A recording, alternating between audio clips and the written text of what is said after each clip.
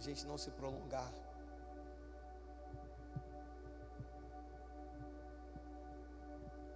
O texto diz que Deus pôs Abraão à prova. E a gente fica se perguntando, ou talvez você nunca se perguntou o porquê. Por que Deus vai provar Abraão? Eu vou te explicar hoje, em rápidas palavras. Por que Ele prova Abraão? O nível de prova que Deus vai submeter a Abraão é um nível inimaginável.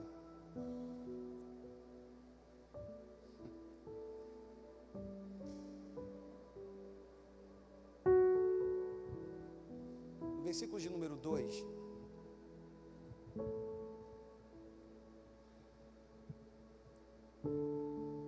o Senhor vai virar para ele e vai dizer assim: me ajuda, vai, eu vou contar até 3, 1, 2, 3, vai.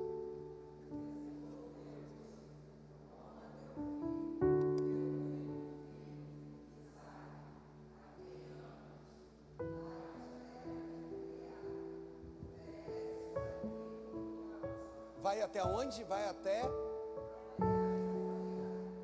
E aí o que ele vai fazer? Vai oferecer ali como holocausto sobre um dos montes que eu te mostrarei. Não é isso? Por que Deus vai virar para Abraão e vai dizer para ele: Abraão, vá para Moriá. Nesse lugar você vai erguer um altar. Só que no lugar de um novilho, como de costume, você vai sacrificar seu filho. O que houve com Abraão? Na verdade, o que houve com Abraão é muito comum que aconteça conosco.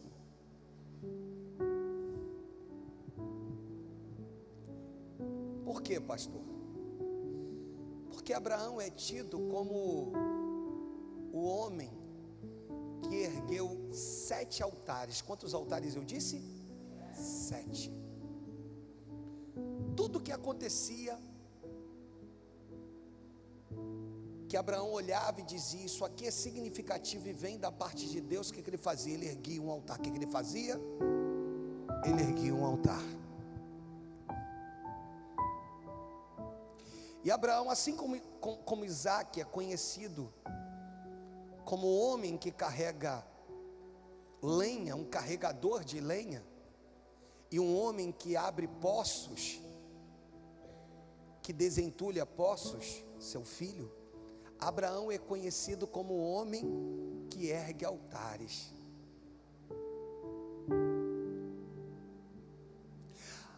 Abraão já está velho. Deus vai fazer uma promessa, e é interessante. Eu não vou entrar no capítulo 18, nem põe para a gente, que eu quero ver se eu uso esse texto no culto de amanhã.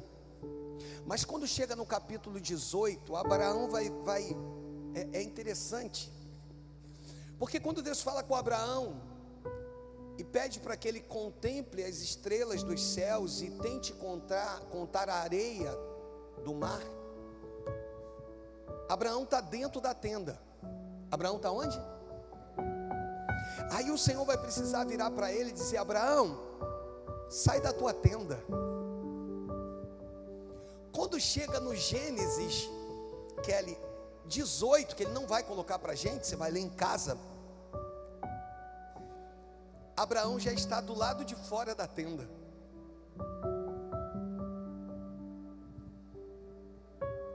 Por quê? Porque ele já tinha entendido que agora ele estava diante de um Deus que dentro da tenda não revelaria os seus segredos. E que se você quer viver coisas grandes em Deus, você precisa estar do lado de fora da tenda. Abraão, você sabe que seu nome era Abrão. Sara, seu nome era Sarai. Sabe o que Deus tem que fazer nesse processo? O Senhor vai precisar tirar uma vogal para que Sarai se chame Sara,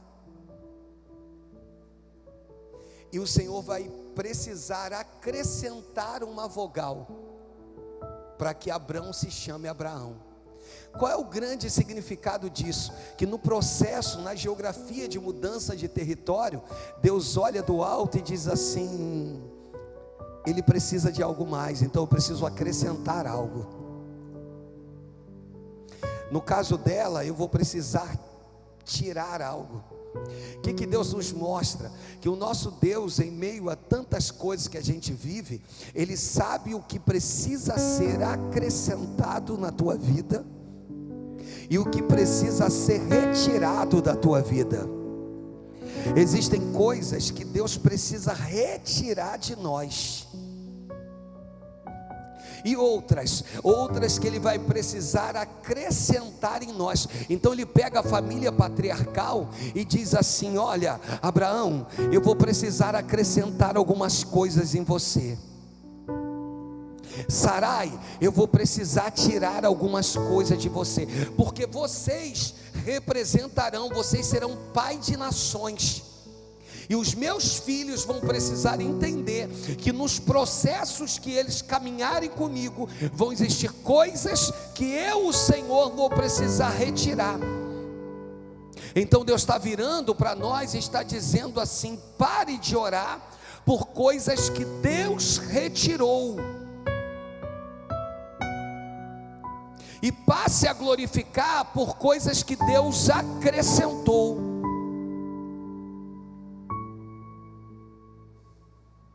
E quando eu digo coisas, eu posso ir além e posso falar de pessoas. O que Deus está fazendo conosco? Falando conosco. Valoriza quem está contigo. Valoriza quem está do teu lado. Olha para a pessoa do teu lado aí e diz, se tiver alguém próximo de você, e aí só olha para ela, não precisa falar nada não, porque o fato de você olhar para o lado já é uma demonstração de que você entendeu que no processo que a gente vive, existem coisas que Ele precisa retirar, mas Ele não só retira, Ele é um Deus de acréscimo. Então repita comigo, diga assim: o meu Deus tira quando necessário, e o meu Deus acrescenta quando necessário. Pois na bênção sacerdotal, que só o sacerdote podia dar, diferente da bênção apostólica, que é o que nós implantamos aqui, a bênção sacerdotal começa o Senhor, que o Senhor te abençoe e te guarde. Na bênção apostólica, que qualquer ungido pode dar, o texto começa que o amor de Deus, que a graça do Filho e que a comunhão, as consolações do Espírito Santo sejam com vocês. Qualquer um que crê em Jesus pode impetrar essa bênção. A sacerdotal não, só o sacerdote. Mas ela começa assim: que o Senhor te abençoe e te guarde. Apesar de bênção vir na frente da outra palavra, que é o que te guarda, Deus está dizendo: eu sou Deus que abençoo simultaneamente e guardo. Porque a bênção que eu dou, o inimigo vai tentar tocar, mas saiba ele que eu te abençoei e te guardei. Ou seja, aquilo que eu te dei, eu não posso, ou melhor, ele não pode tocar. Você está entendendo? Diga amém. Então ele te abençoa, me ajuda, vai. Ele me abençoa e me guarda, vai na unção. Ele me abençoa e me guarda, vai, simultaneamente, vai. Ele me abençoa e me guarda. Esse é o Deus que você serve. Só que você imagina um homem acostumado a erguer altar, acostumado, para você ter uma noção, Abraão é chamado de amigo de Deus. Tem essa concepção de quem foi Abraão? Amigo de Deus. Olha que coisa magnífica. Um cara ser conhecido como amigo de Deus, coisa louca. Assim era como o céu via Abraão, assim era a maneira que o céu observava Abraão. Era desse jeito, o amigo de Deus, o cara que construía altares. Você me ajuda, só para a gente entrar e eu terminar? O cara que construía altares. Vamos lá, o cara que erguia altares. Vamos lá, o cara que erguia os altares. E aí Deus admirava ele, porque todas as evidências, ou seja, tudo aquilo que era significativo, deixa eu voltar a repetir para ficar na tua cabeça. Abraão ia lá e erguia um altar. Agora Deus vira lá no capítulo 18, e aí é interessante, porque Abraão agora está do lado de fora da tenda. Onde Abraão está? Deus está virando. Quando eu estava preparando essa mensagem, o Senhor falou: esse tempo é o tempo de estarmos do lado de fora da tenda, para acompanharmos as manifestações dos céus. Então esse é o tempo de dormir menos, orar mais. Esse é o tempo de falarmos pouco, observarmos mais. Esse é o tempo de ouvirmos muito, falarmos pouco. Esse é o tempo de comunhão. Diga amém se você está entendendo, porque é o tempo de nós nos manifestarmos do lado de fora da tenda, porque Deus vira para nós e diz: vocês já não são os meninos que eram outrora. Por isso outrora eu tive que pedir para que vocês saíssem da tenda para contemplar aquilo que eu tenho para vocês. Não que a tenda impedisse o Senhor, não impedia. Deus podia fazer com que ele enxergasse além da tenda, como fez com Eliseu. Eliseu está dentro de um lugar fechado, e ele ora dizendo para o seu moço: rapaz, maiores são os que estão conosco. Mas espera aí, deixa eu tocar em você. Pai, permita que ele veja o que eu estou vendo. E de repente os olhos do moço se abriu dentro da tenda, e ele viu cavalos e cavalarianos de fogo, e anjos e anjos e anjos, diz milhares e milhares e milhares de anjos, que não podiam ser contados. Então Deus não precisava levar Abraão para fora da tenda, não. Mas sair da tenda era um fator humano. Diga para alguém aí próximo, diga assim: sair da tenda é um fator humano, é o que Deus espera de nós nesse tempo. E aí ele vai sair da tenda, e agora no capítulo 18, que nós vai colocar aqui para a gente, agora ele vai ver 3 homens. Quantos homens ele vai ver? 3. Ele contempla 3 homens. Quem são esses homens? Primeiro, a teofania, a segunda pessoa da Trindade, o próprio Cristo. Quem são os outros 2? 2 anjos, escolhidos pelo Pai para acompanhar Jesus. Então entenda isso, para você pegar isso aqui. Ele vai contemplar esses 3 homens. Ele percebe que esses homens não são homens comuns. Ele percebe que esses homens faziam parte de uma realeza, e que tinha um que era semelhante a um rei. E agora ele vai olhar para esse homem, e ele vai perceber que todo domínio, toda autoridade estava sobre ele, que tudo que ele falasse se cumpriria. Esse homem então, ele decide abrir a sua boca para virar para Abraão e dizer que Abraão teria um filho. E a Bíblia diz que Sara está por detrás e que ela ri. E esse homem que não está vendo Sara, mas percebe que ela ri, porque não existe parede que possa detê-lo, esse homem vira para Abraão e diz: por que ela riu? Por que ela não creu? Dali por diante, Deus então, através de Cristo e através desses 2 anjos, libera uma palavra de que Abraão vai ser pai de multidões, se cumprindo tudo aquilo que Deus já havia dito. E aí, irmãos, acontece algo com Abraão que é muito comum que aconteça conosco. No capítulo 18, no versículo de número 20 do Gênesis, só para a gente concluir aqui, para você me entender, Abraão vai cometer um erro. Ele vai cometer um erro que ele não podia cometer. No versículo 20, o Senhor ainda está estabelecendo sobre Sodoma e Gomorra e sobre a humanidade o seu juízo.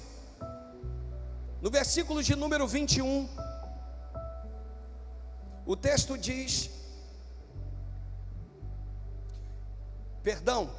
nós vamos para o capítulo 18, para o versículo de número 8. Desculpa o pastor, para que você entenda. A gente vai pegar o versículo 7, volta para o 7.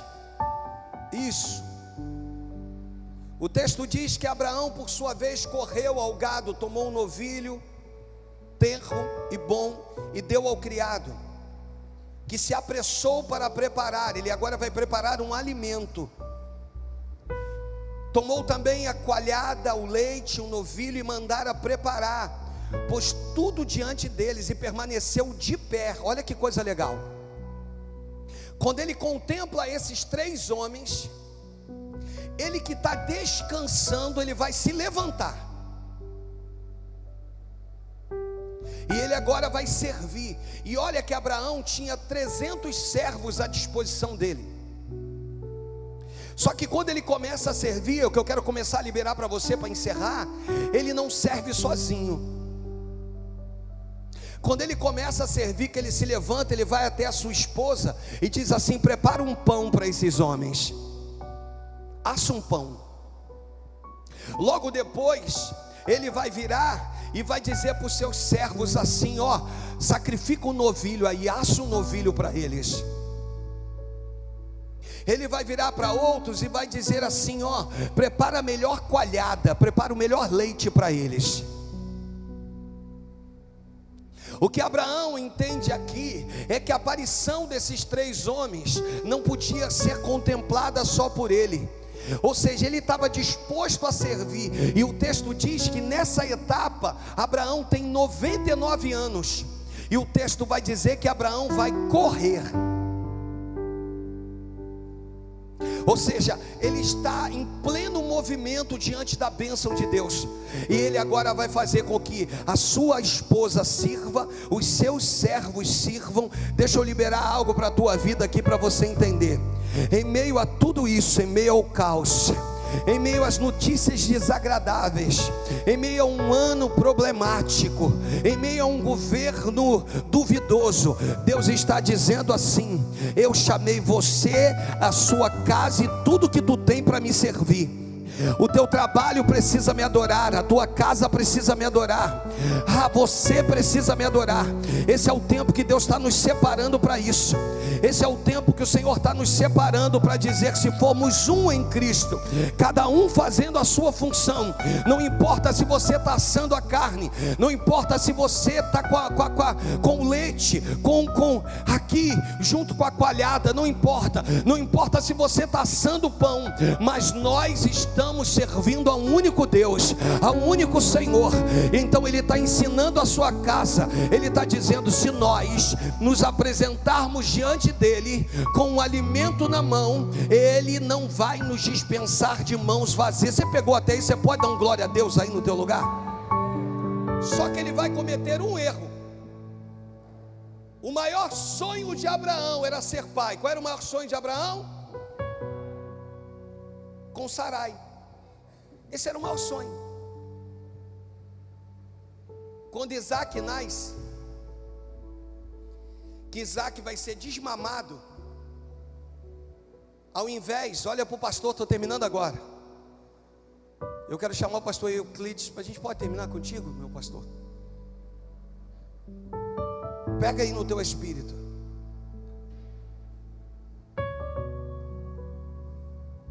Quando Isaac nasce, é desmamado, ao invés de Abraão erguer um altar, Abraão promove uma festa, dá um banquete.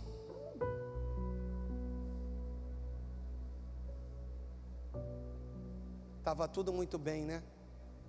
Até a crise chegar, né? Você não estava nem aí para mim. Você até vinha ao culto, frequentava, ouvia as palavras, participava do louvor, Mas olha o que eu tive que fazer quando eu percebi que você deixou de construir altares. O que houve com você? Que era um exímio construtor de altares. Você estava no início da construção e eu já jubilava. Se essa mensagem não serve para você, ela serve para a minha vida. Deus, por nos amar, depois que Abraão vai promover um banquete em homenagem ao nascimento de Isaac, a vida de Isaac, Deus está olhando do alto e está dizendo: não estou entendendo nada. A maior promessa, o maior sonho dele eu realizei, e ele não foi capaz de erguer um altar. Não tem problema não. Gênesis 22. Abraão,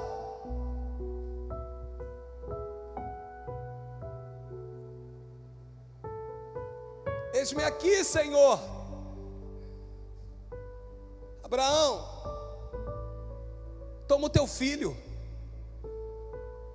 teu único filho, a quem tu amas. Faz uma coisa, vai até Moriá. Deus sempre tem um Moriá para quem deixou de construir altares, irmãos. Só que a diferença, Abraão, é que outrora você sacrificava um novilho. Pois eu sempre te dava um novilho, eu sempre preparei um novilho para você. Agora não. Você vai oferecer o que é carne da tua carne, sangue do teu sangue, em holocausto. Esse foi o altar mais difícil que Abraão construiu na vida dele. Porque Deus estava olhando do alto e estava dizendo: não é suficiente. Pode vir, pastor Euclides. Deus está pegando as nossas vidas e está dizendo para nós: por que você parou de construir altares? O que houve? E para aqueles que desistiram de construir altares, haverá necessidade de um Moriá na tua vida? Ou será que a gente pode voltar a construir altares a partir de hoje? E aí, quando a gente volta a reconstruir altares, a construir altares, novamente o Senhor se manifesta. Ele olha para nós e diz assim: contempla o que você conquistou até hoje. Afinal de contas, tudo isso podia ter acontecido se não fosse eu na sua vida. Será que possamos ser a igreja que constrói altares por tudo que Ele já fez por nós e por tudo que Ele ainda vai fazer por nós? Será que nós somos a igreja que vamos construir altares quando olhamos para os nossos filhos e os vemos com saúde, respirando? Quem já foi o papai ou a mamãe que já foi lá no leito do seu filho para ver se ele estava respirando, irmãos? Quem? De você ficar preocupado e você vê que não se mexe, é estranho. Aí você vai lá, olha, e você vê se a barriguinha está mexendo, se ele está respirando, sim ou não? Deus está dizendo: olha quantas coisas eu tenho feito por vocês, olha como eu tenho me manifestado no meio de vocês, olha o que eu tenho feito. E você deixou de construir altares e resolveu promover festas. Deus hoje vira para nós e diz: esse tempo é tempo de construirmos altares. Você foi chamado para construir altares. Deus está me chamando e te chamando e dizendo isso. Esse é o meu chamado que eu tenho para a tua vida. Você entendeu isso? Você pode dar uma salva de palmas ao Senhor Jesus? Oh! Aleluia! Quando estiver frente ao mar, fique de pé em nome de Jesus. atravessar, chame esse homem com